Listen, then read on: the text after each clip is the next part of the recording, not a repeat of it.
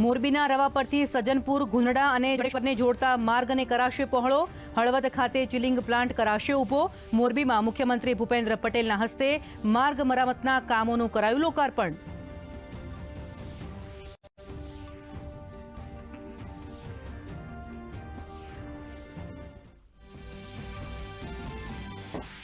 Human મેટાન્યુમો વાયરસથી નાગરિકોને સંક્રમિત થતા બચાવવામાં રાજ્ય સરકારને મળી મહત્વની સફળતા.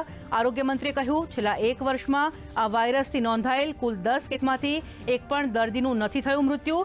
સરકારના પ્રોએક્ટિવ પગલાઓનું મળ્યું પરિણામ.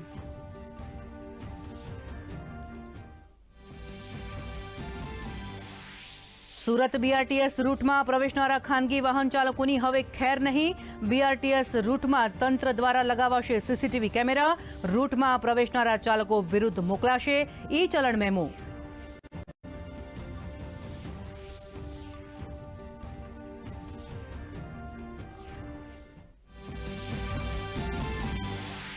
રાજ્યના મોટાભાગના શહેરોમાં ગરમીમાં જોવા મળી આંશિક રાહત. દાહોદ 38 ડિગ્રી મહત્તમ તાપમાન સાથે સૌથી ગરમ શહેર. તો આગામી 2 દિવસ ગરમીમાં રાહત મળવાનું હવામાન વિભાગનું અનુમાન.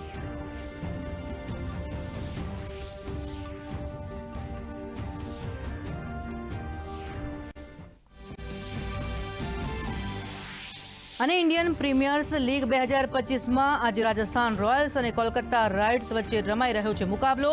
કેકેઆરે ટોસ જીતી પસંદ કરી બોલિંગ. રાજસ્થાન રોયલ્સને ઝટકો. સંજુ સેમસન 13 રન બનાવી આઉટ.